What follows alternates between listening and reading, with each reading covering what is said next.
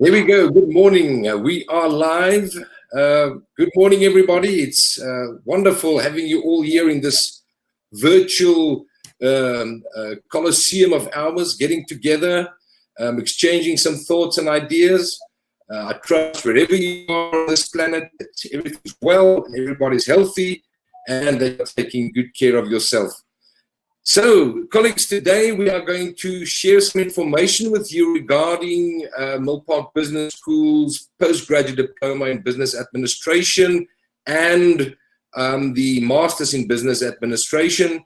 And the agenda that we're going to be covering would be providing you with an overview of the school, and then myself will cover that little part, and then I'll be handing over to my esteemed colleague, Dr. Jane Usher, the MBA director, who would be taking you through some of the admission requirements and looking a little bit at the curriculum, as well as our distance online platform. And to cap everything, we are also going to get to hear the voice of some of our valued and esteemed alumni, just to give a few thoughts.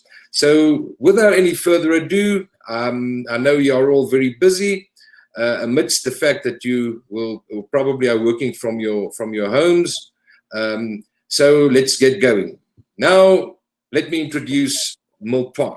So as you would probably have found in your own investigations, colleagues, that we are a private higher education institution and been around for just over 20 years odd. Now, there's quite an array of offerings that we have, ranging from the NQF level 5s, the certificate level, right up to the doctoral level. And the campuses in Melville and Johannesburg, and we are not broadcasting from our campus in Melville, but nevertheless, that is our one contact campus. And then there's also the Claremont campus in Cape Town and a smaller administrative campus in Westville in Durban.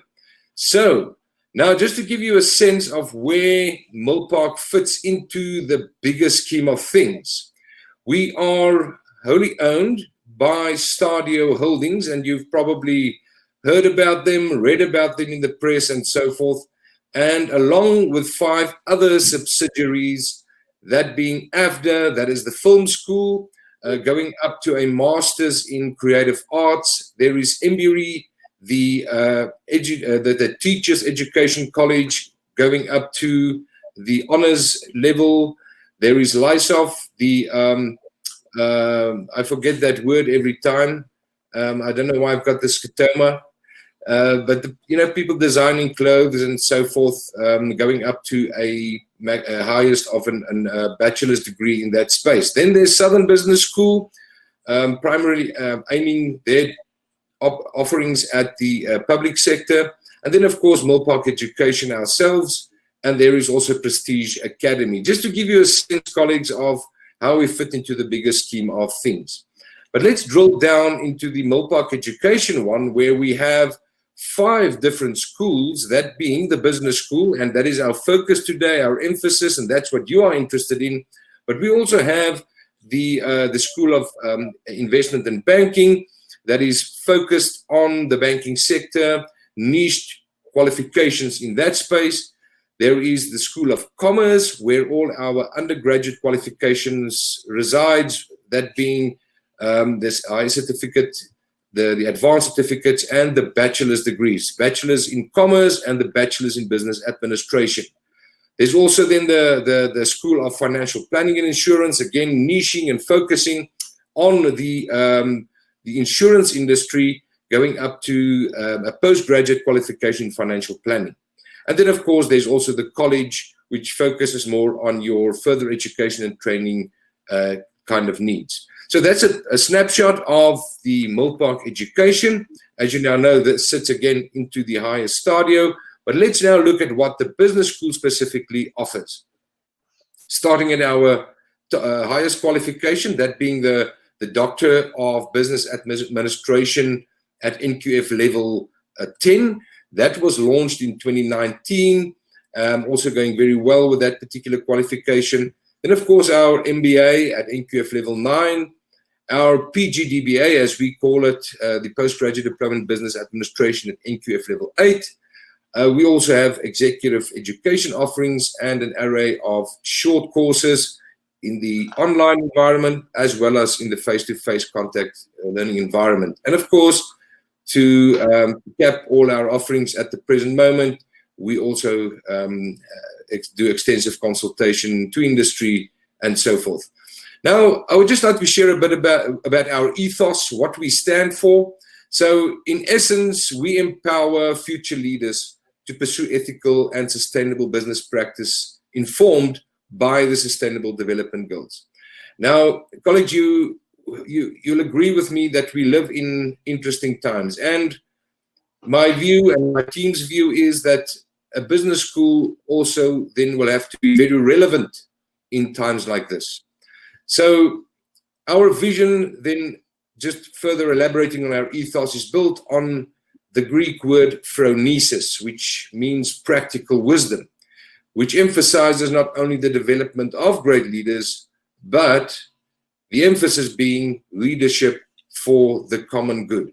So in essence, if I now get into a lift with somebody and they ask us, what is it that you do?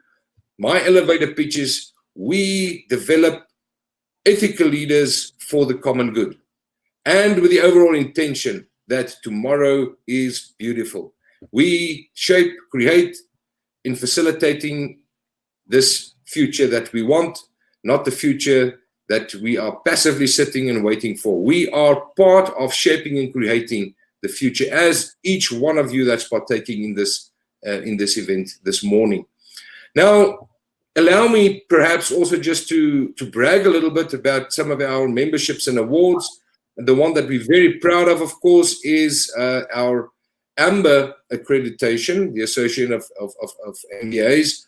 And in that specific instance, colleagues, we are very privileged that we have the only online accredited AMBER MBA in Africa at the moment. Something that we are very proud of. So both our contact learning and our online learning MBA are accredited by AMBER. We are also a member of the Association of African Business Schools, where we pursue the agenda for our continent in terms of management education. We're also a member of the South African Business Schools Association, along with the 18 odd other business schools in our country. And as far as the PMR Africa annual survey is concerned, we are very pleased there that we've also featured in the top 3 business schools over the past 5 years, year on year. And we are also a signatory to the Principles of Responsible Management Education. And I invite you to also go and look at that particular website, which is an initiative by the United Nations. And to also then, if you want to see what our views and our stance are and our commitment to responsible management education, you're welcome to go and view it there. Of course, we are a member of the Johannesburg Chamber of Commerce, so that just again demonstrates our interface with industry, which is very important. And colleagues, we're also a member of the Responsible Research in Business Management initiative. So I thought it would be very good just to give you a bit of a snapshot of who we are, for those of you who don't know us that well, a little bit of background. But you are here this morning to be informed about what is it that our programs, the postgraduate qualifications, the PGDBA and the MBA, what that potentially offers you. And I hope that at the end of this discussion that you would have sufficient information in order to also help you to make decisions regarding the next steps in your educational journey. So at this point, which I am now going to pan over to Dr. Jane to share the information regarding admission and so forth. Jane, thank you so much. Over to you. Thank you, Kobus. Good morning, everybody, and thank you for joining us on this lovely, crisp, getting to be more winter's day. I'm going to explain to you the admission requirements for both the PGDBA, the Postgraduate Diploma in Business Administration, and the MBA as well. And as Kobus has said, our ethos is to develop responsible and ethical leaders, and focusing on working through and understanding and trying to help solve or reach the SDGs, Sustainable Development Goals. And that has been threaded through both qualifications curriculum from the get-go, as you'll see when we discuss what subjects a little bit later, the program structure. So, what do you need to be able to do a postgraduate qualification? The initial thing for both qualifications is you need to have reliable broadband internet access. You really need this because you do a lot of work online and collaboration online, and you need to be fairly computer and internet literate so that you can upload assessments, do collaborations online, and access certain articles and information and your course environments that you need. So the postgraduate diploma, you need to have a recognized bachelor's degree, and that means an undergraduate degree, which is either a BCom, a BBA, something that finishes you off at an NQF level 7, because you're going to move into an NQF level 8 qualification if you're doing postgrad. The qualifications are both in English, so you need to be proficient in English in terms of speaking English and writing English.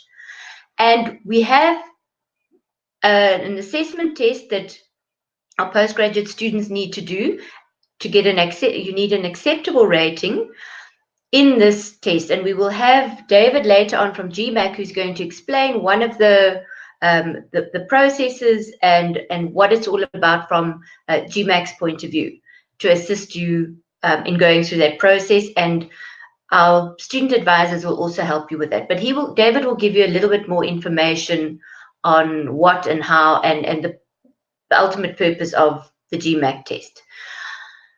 Right, so those are your admission requirements for the postgrad. For the MBA, you need to have a recognized honors degree or postgraduate diploma, which is an NQF level 8 diploma. So if you do the postgrad with us, you would automatically be able to move on to the MBA, and we've structured the qualifications in so much as you would get exemptions for 4 of the subjects you did on the postgrad and continue on your MBA, if that is the journey that you choose. Again, proficient in English, you need an acceptable rating in the assessment test. If you have done the assessment test for the postgrad, you don't need to do it again for the MBA. So these are 2 different entry routes. However, you do need to be at least 25 years or older, because you need to have a minimum of 4 years relevant work experience. And the reason we want the work experience is because you're going to be working with real life business scenarios, challenges, and everything that you do applies back to a work environment. So you need to have a frame of reference in order to help you with your studies. We need a copy of your CV as well, so that we can see your relevant history and what you've been doing. And we need you to motivate why you want to do an MBA. Why would you? What is your goals? What are what is your mission and vision for doing this qualification? Where do you want to get to? And that gives us a lot of insight. And finally, we need to have an interview with you, and that would more than likely be with the program manager or with either Kobus or myself or a panel of people. But we have a process for the admission. So it's not just one factor that's going to get you in or out. We look at a variety of factors and we make sure that you are motivated to do it and that your success is more than probable. So those are your admission requirements for both those qualifications. I'm now going to look at the program structure. And on the left-hand side, we have got 1 year. It takes 1 year to do the postgraduate diploma. And then you will notice we've got different colors there. So your general management environment, business ethics, and social responsibility and environmental management. Those 3 modules, and plus your management accounting, would give you 4 exemptions onto your MBA once you've done your postgrad. Going back to the ethos and the SDGs that we were talking about, that forms the way we work and the way we develop our students in order to becoming even more ethical leaders that we have seen that we really need.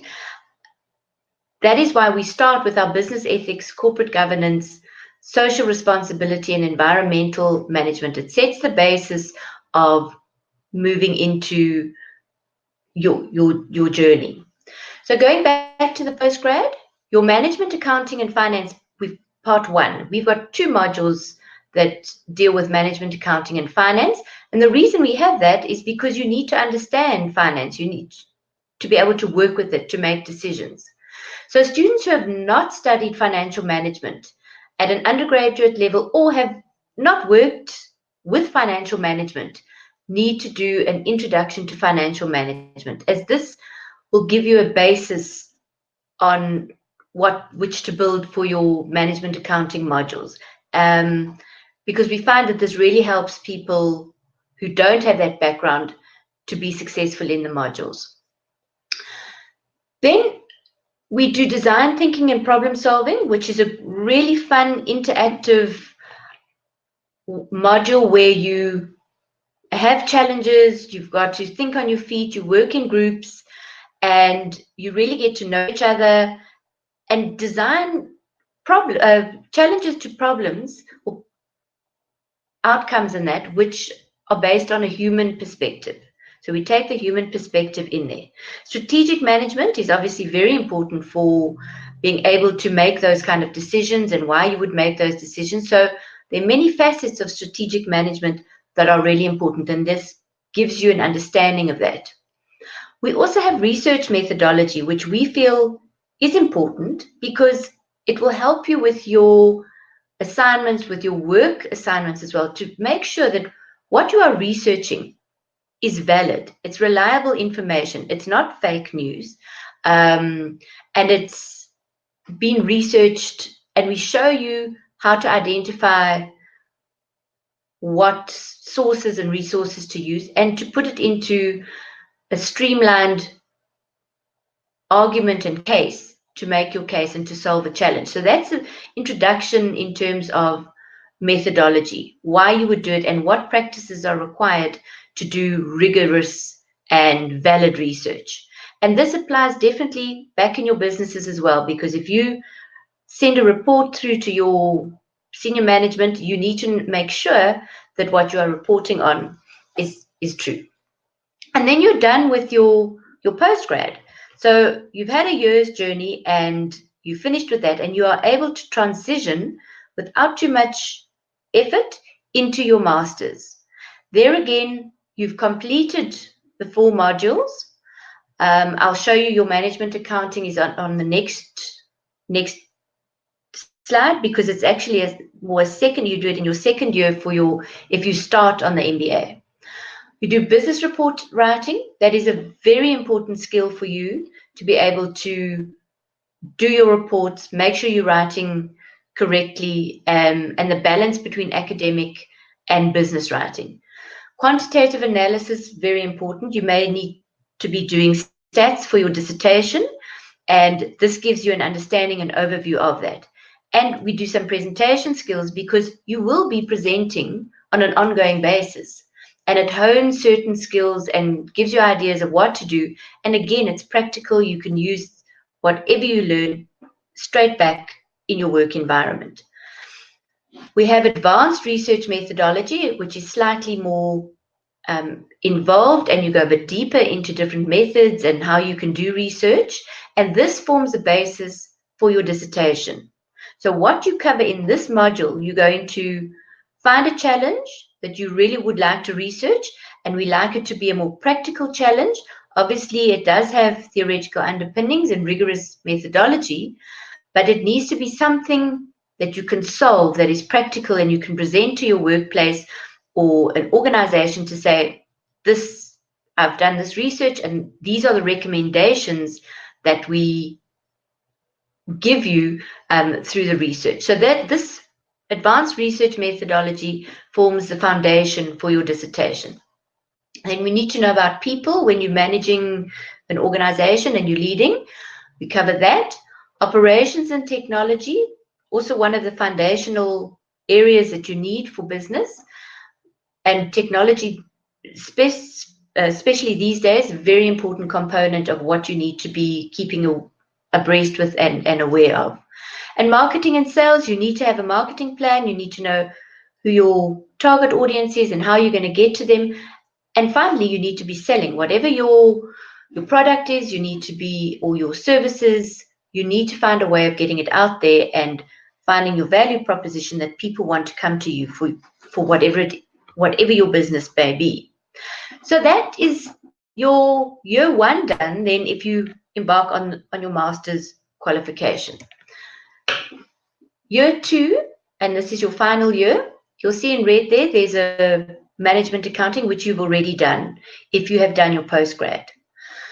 Leadership and change management, I'm sure you all agree it's rather important, and we've maybe seen how important leadership and understanding and managing change and people during this the times that we find ourselves in. It's really come to the fore that leadership is very key, from a personal leadership perspective through to interpersonal and professional. So you cover that, and again, it's based in how do you get the leadership skills, acquire them to use in different environments in business and at home as well.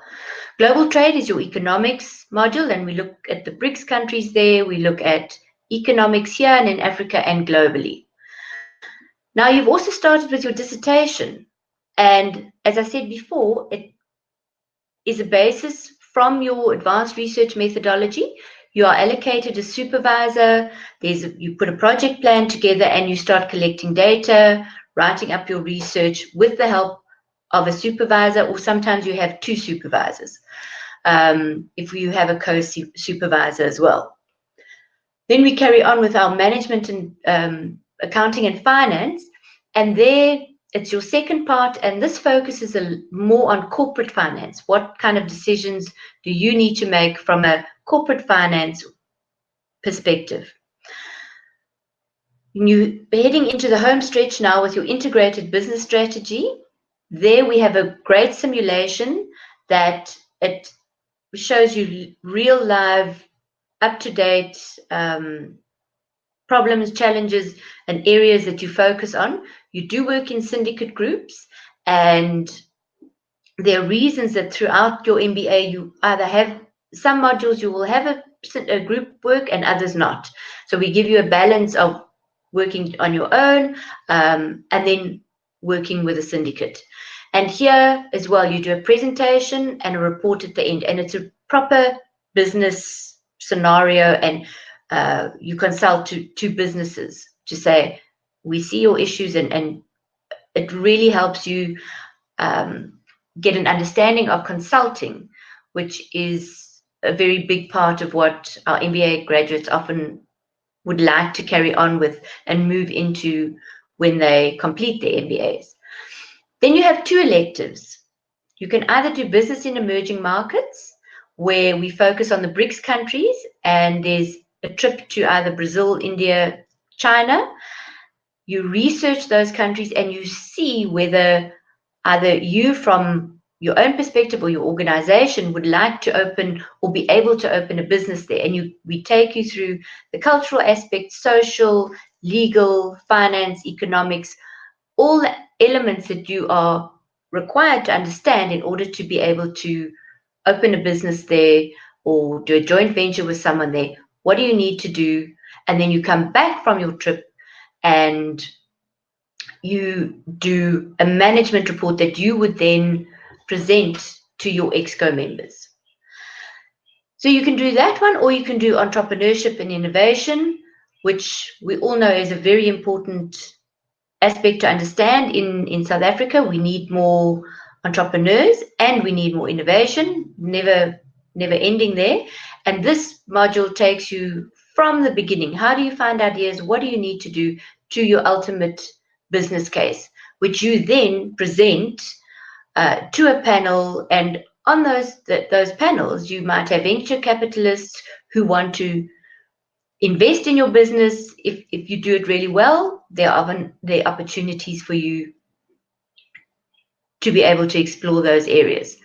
So that is the program structure that we have, and the way we've broken it up is into 10-week blocks. So you throughout the year, you start in February and you do 2 subjects at a time, and it's basically a 10-week thing. So after 10 weeks, you are done with 2 of your modules, and you keep moving through your qualifications in that manner. And the reason that we've done this is feedback that we got from students, where we used to have 4 modules together. Now we've only got 2, so that you can really get an in-depth understanding and focus on those 2 modules as you are doing them, and then be able to integrate your knowledge throughout your MBA till you get to your integrated business strategy, your entrepreneurship, and your business in emerging markets. So that's the structure in a nutshell. Then our distance learning online platform, we use a Moodle platform for your courseware. There are collaboration tools. There are your study plan is up there, your timetable. It tells you exactly when your due dates are. So you can plan intimately around what you need to do when. It's self-directed, and it's an adult-based philosophy. So we expect all of our candidates to the students, to do their part, to make sure that they are up to date with their readings, and there's a lot of readings that need to happen. We have a lecturer support, a ratio of 1 to 25. So in your class, and you do have a class, you will get to know the other 24 students. You have regular live synchronous sessions, which we make use of Adobe Connect because it's quite stable, and you connect to those, and that is your time to share concerns or share points of view. And we prefer them when they're interactive, not just a lecturer talking to you. You need to come prepared so that everybody can learn from those sessions. And we have found that those sessions are where a lot of the learning takes place. And because we need to have due performance, these compulsory online engagements are vital, and they are compulsory. So, and that's where the value lies. So that's it for, at the moment, the admission requirements, the structure, and the way we work with our online delivery. And I'm going to hand over to David now from GMAC. He's going to give you an overview of what is expected in the assessment test, and the process, and what you can expect from that. So if I can hand over to David. Thank you very much, David. Thank you very much, Jane. Good morning, everyone. I believe we can hear me, right? So the platform is quite new to me, so I'm not so used to this. But I'm just assuming everyone can hear me. My name is David. I'm from GMAC, and just give me a second as I try to share my screen. Okay. I think I'm finding it difficult to share my screen. I'll just go ahead. Okay. So I'll just go ahead and read out the presentation too. Okay, I think I see it now. Sorry. Yeah. Okay. Yeah, I'm so certain you guys can see my screen now. My name is David Adediran.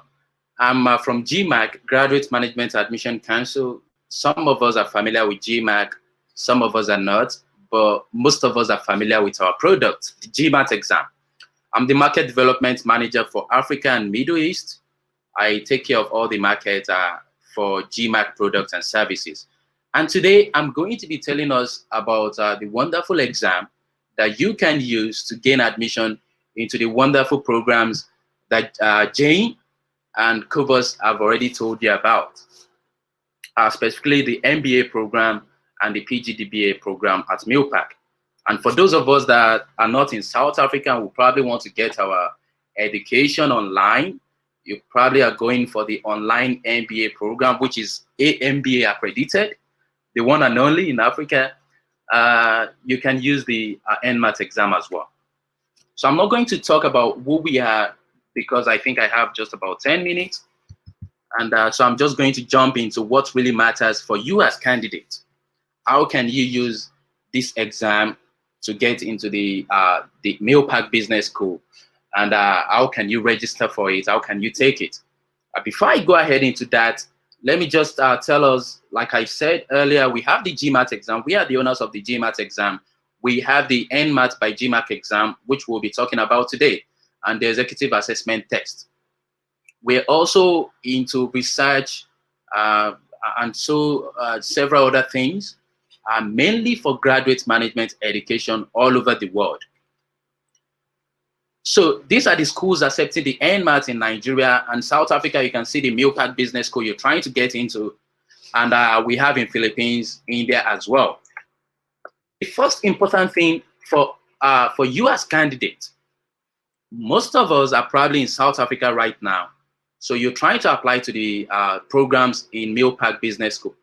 But we also know that we have candidates outside South Africa. You're probably in Lesotho, you're in Nigeria, you're in Ghana, you're in Namibia, and you still want to get into the prestigious MBA or PGDBA programs in Milpark Business School, perhaps online, or you're planning to move to South Africa later.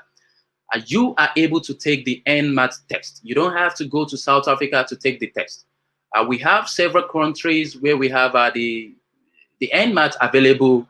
So you just go to the nearest test center after you've registered in your country, and then you go and take it. We have test centers available in South Africa, Johannesburg, Durban, Pretoria.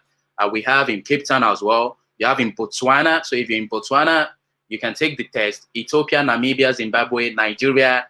We have in Ghana and so on. What is the NMAT exam, and why is it that Milpark Business School uses this exam to assess or to understand if candidates are ready for their programs? It's because survey was done with several African business schools, and it was noticed and it was realized that the NMAT exam was good at measuring the skills that were needed to survive and to actually cope with the rigors of the business programs in African business schools, of which Milpark Business School is one of them. So if you're able to show that you've gotten some good grades on the NMAT exam, then Milpark Business School would be able to understand that, yes, the skills that you've been able to demonstrate in the NMAT exam definitely goes in line with our business school skills that are needed. And they would be confident enough to say, okay, yeah, we understand that this particular candidate is ready for the rigors of our program, and he or she will definitely do well and would be able to cope in our program. What are the skills measured in the NMAT exam? What are the three sections? You have three major sections, three main sections: logical reasoning, quantitative skills, language skills. And as future MBA candidates, as future PGDBA candidates, as future CEOs and market development managers, I'm sure you can agree with me that these are the critical skills you need to not only survive in your MBA program, to not only cope in your MBA programs, but to even cope afterwards. As a future CEO, you have to know that, okay, you're able to reason logically. There are going to be a lot of cases, not only in the MBA programs, but even in real life, that you'll be presented with, and you'd have to reason logically to find the best or to make the best decision for your company. And let's just limit it to the class in Milpark Business School now. So like Jane was talking, she was talking about you having to present on an ongoing basis. And then you would also be having group discussions. You'd be having case studies. You have to be able to, they want to see if you have the skills to reason logically. Verbal reasoning, deductions, analytical puzzles. What about quantitative skills? Are you good with number systems? Are you able to cope in terms of quantitative skills? Because these are also going to be needed in your programs in Milpark Business School. Are you able to communicate with your fellow candidates, with your peers, with your fellow students? And what about the faculty members? with group discussions, relating with the faculty members. Are you good at that? How is your language skill? And I think Jane also talked about your English skill earlier, right?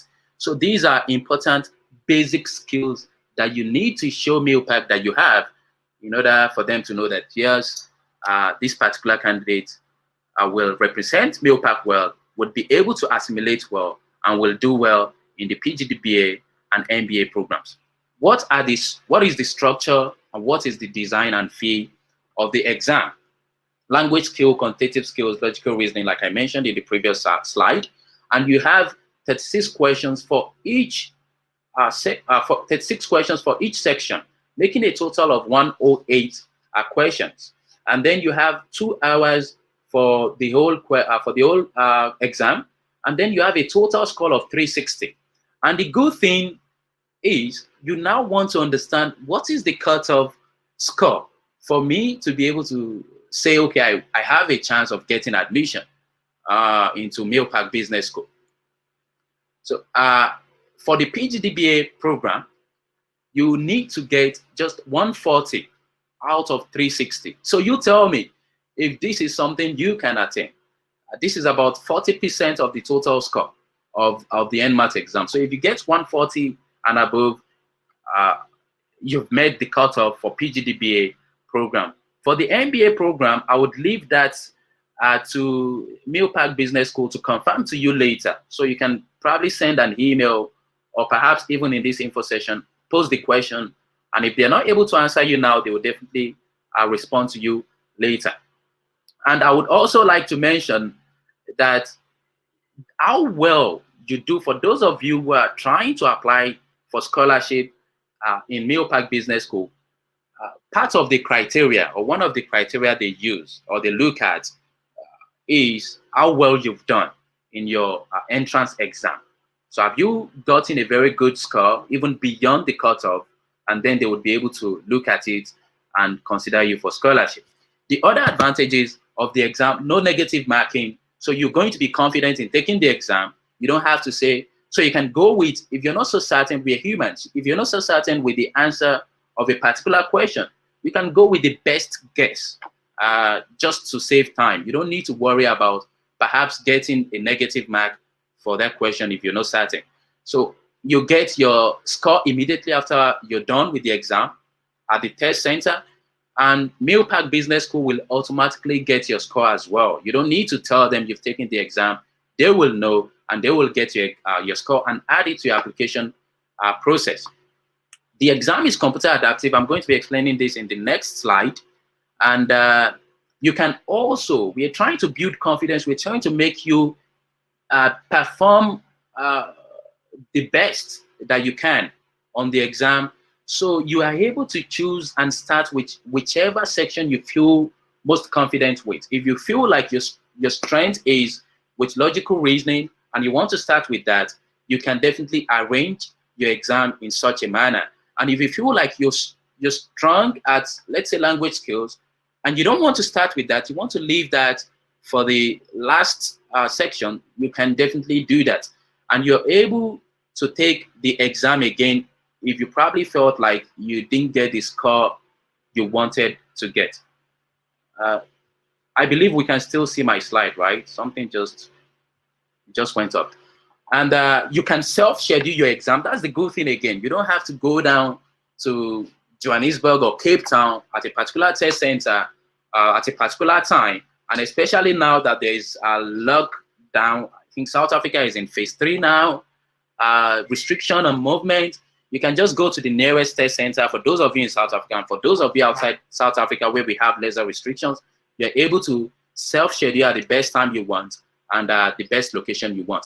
The test fee is 1,348 South African rands. That's about 1,350 South African rands.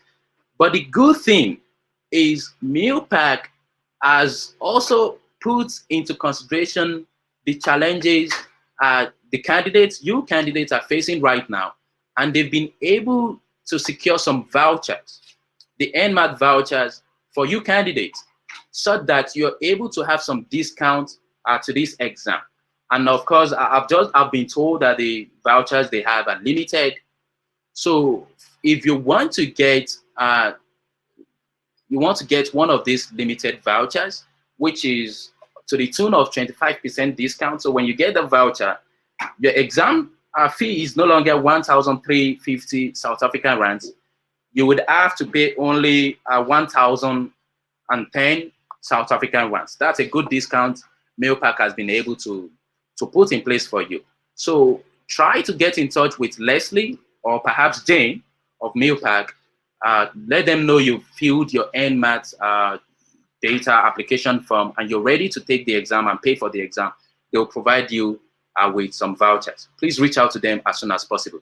I think I'm almost out of time. I'm just going to explain this and jump to the registration page, how you want to register. So the computer adaptive nature of the test, it differs from just a computer-based test. How? It adapts to your ability from the name of the testing. It adapts to your ability. First, there are different difficulty levels for the question. So there are a lot of item pools. There's a pool for the questions, right? Difficult level, medium difficulty level, easy. So when you start your exam, the first question you get is probably of average difficulty. Depending on your response to that, the computer, the test gives you the next question. Take, for example, the first pink arrow. You got a medium difficulty question. You got it wrong. Yeah, it's normal. You're human. You're just probably starting to adapt to it. You're trying to find your balance. You got it wrong. The computer adapts to your ability. It gives you an easier question for the second question. Let's say you got that wrong as well. It gives you a much easier question. Then let's say you found your balance, the first black arrow. Then you get that right. The computer adapts and says, yeah, David has started getting the questions right. He has started finding his balance. Then you get a more difficult question than the previous question. And so it goes until, let's say, the fourth black arrow, you get that wrong. It adapts again, gives you a much easier question. You get that right. It goes, and so it goes up and down until it finds your ability. And this has been proven to be better, to be a better predictable test than the normal computer-based test. I've mentioned this.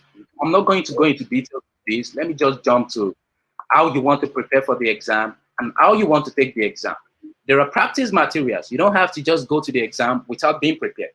There's NMAT official guide that you can get from the website by purchasing. It's just about, I think, 300 rands. But you can also get a free practice exam that you can just use to complement the official guide you've purchased. Or even if you don't purchase the official guide, you can use this practice exam to practice alone. You have 2 attempts at this practice exam. You have about 108 questions to practice with. So you can practice with this and build your confidence before you go for your exam. The website for registration, the website for registration is nmat.org. And if you're going to the test center, what are the things you want to go with? You don't want to just go with your pen and paper, okay? They want to be sure that the same David that has registered for this exam is the same David that is taking this exam at the test center, and it's the same David that is going to be sending the score to Milpark Business School. So you go with your admit print card printout that you'd be able to print after you've registered on the NMAT website, exam appointment email printout that would have been sent to your email address, and you have to go with your ID card. You go with either an international passport, or if you're a citizen testing in your country, for example, you're a South African testing in South Africa, you can go with either your international passport or you go with your driver's license or any other government recognized ID card. But let's say you are a Ghanaian or you are a Namibian in South Africa or in Ghana or in Lesotho, you have to go with your international passport.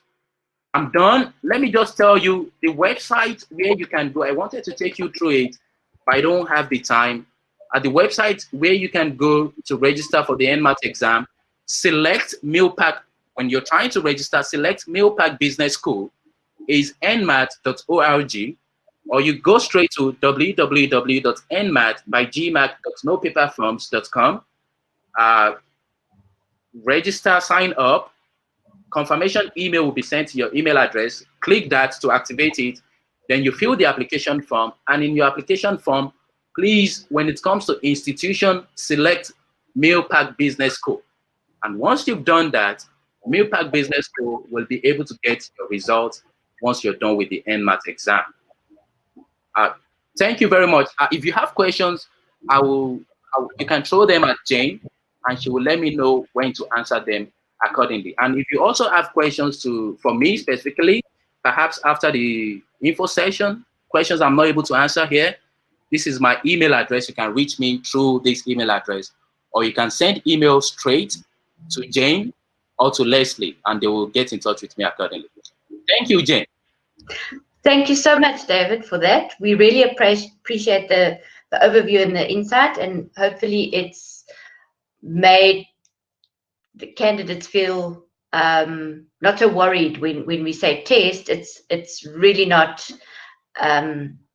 too much of an issue, because you can prepare, but we'll look at the options there. Now, we are very lucky to be joined by two of our alumni, who Sian Venter she graduated in 2019 and very well, and Tracy Leith, who graduated a little bit before then, and we are very proud of their achievements, what they've done, and so they're going to share. I'm not sure who's coming on first, whether it will be Sian or Tracy, and I'm just trying to share my screen again, not working. There you are, Sian, there you are.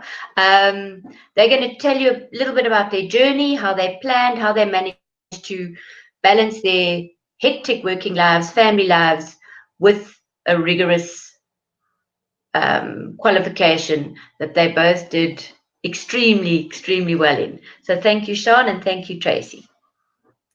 Thanks, Jane. So I hope everybody can hear me.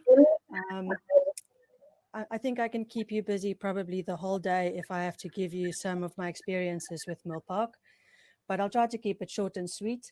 So the questions that I usually get from people who are aspiring to do an MBA is, how did you manage and what was the most difficult thing? So I'm not going to lie to you. It's a tough journey, but it's definitely worth it. One of my friends say that it's like it's like childbirth. You go through it and it's horrible. And then as soon as it's done and you look back, you think, yeah, it's probably not that bad. And then you start wanting to do something else again. So if I can give you just two short tips that really worked for me. The first thing was that I made sure that I got into a rhythm. So there was a specific way that I approached my MBA studies. So I would get home from work every day, and I'm a night person. I can't get up early in the morning. So after I get back from work, no matter how late it would be, even if it was 10 o'clock or 11 o'clock at night, I would make sure to log in and at least do something. So to stay into a mode and into a rhythm of doing things for your studies. So what this allows you to do is it almost makes your body kind of adapt to what it will go through. If you are someone who studies in the morning, make sure that you wake up every morning when you say that you are going to wake up and do your studies accordingly. As soon as you almost go off of that trend, your body starts to kind of be upset with you. And the next time you want to get up early or have to study late, you really struggle. So this was something, I know it sounds very simple, but it's something that really works. The second thing that I want to give you some advice on is just make sure that the family and especially the people that stay with you at home are on board with your journey, that they understand what they will need to pick up, if anything, that they will need to do additional. Otherwise, that's why they probably call it the divorce course. I'm going to be very honest, still very happily married to the same guy that I was before the MBA. But it's a conversation that you need to kind of keep open and make sure that you talk to your partner, talk to your children, make sure they understand. I have a little 7-year-old boy, and he was very aware of what I was going through. So the two tips that I can really give you is stay in a rhythm, make sure that you plan your stuff accordingly and stick to that. Don't say that you'll catch up later. There's no time for catch up. It's a really packed system. But I do think that Milpark, the way that they've structured it and the way that they are guiding you is phenomenal. So, but if anybody is still considering it, please just take the plunge. There'll never be a better time, and good luck. Thanks, Sian. That was great. Yeah, we really appreciate it. And you have said that to us, you know, one of the big things is to keep that rhythm, always do something. And I think you can see the results from there. So Sean was talking to you from Johannesburg, and we have another alumni, Tracy. Tracy Leith is in the UK at the moment. So I'd like to invite her to give us a few of her tips and tell you a little bit about where she started her journey and how that all happened and how she has done as well as she has done. Thank you, Tracy. So morning, everybody, and thank you, Jane. So from my side, I've had quite a long journey with Milpark, and I started in 2015, and I did my PG dip with them, and I did that as a contact learner. And then I then completed my MBA, and I started that in 2017, also as a contact learner. And then I moved to the UK, and I've been here now 2.5 years. And when I came to the UK, I still had 4 modules to do and my dissertation. So I've had the privilege of working with Milpark as a contact learner and as a distant learner. And my advice to you as a contact learner is make sure you attend all the lectures, the classes. They are hugely beneficial. Just connecting with the lecturers, and in my experience, they are highly qualified and really there to help and support the students. And utilize them and your student and your fellow students to help and support you. And as a distance learner, it takes a huge amount of discipline. The platform that is provided by Milpark is really outstanding, and utilize that platform for everything that you need. So I know that Jane mentioned that connectivity is important, and that really is important, especially when you start working with syndicate groups. But nowadays, I think we've got more than just Skype. You've got the Zoom. You've got other options to connect with individuals. That was one of the challenges that we did have, was connectivity with fellow colleagues or students from around the world. But we make it work. And as the previous lady said, that discipline for me is key to actually making this work. And being really structured in terms of how you want to tackle this. The hours that you are going to spend will be immense, and you need to be really disciplined in terms of your weekend time, your study time, whether it's early in the morning, late in the evening.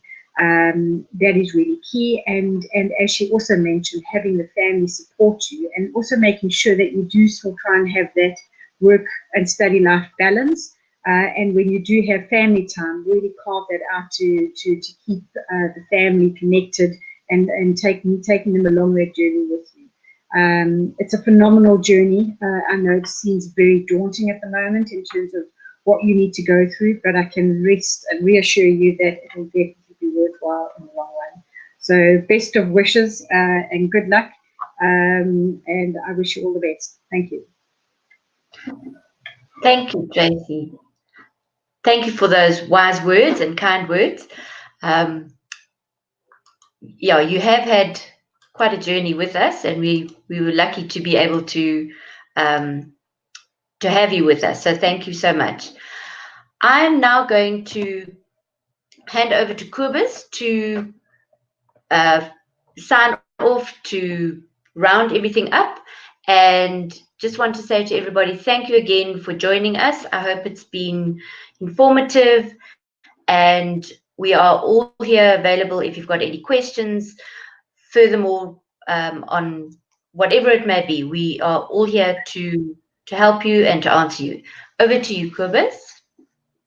Thank you, Jane. Awesome colleagues. We've had a morning filled with a lot of information, and we've had the contribution of wonderful people, our my esteemed colleague Jane, our wonderful alumni, and of course, thank you, David, also for your contribution. So perhaps just in closure, take away why Milpark. So I would want to remind you firstly about being the only AMBER accredited MBA for online delivery in Africa. In fact, the only one in Africa with both online and face-to-face contact. A reminder of how well we fare in our national standing or our status when one considers the PMR Africa ranking. And colleagues, we really believe that we are contemporary and we are relevant. Of course, absolutely. The current times that we find ourselves in, we are in regular dialogue from a strategic perspective on the future of management and business education in our country, on our continent, and globally, as a matter of fact.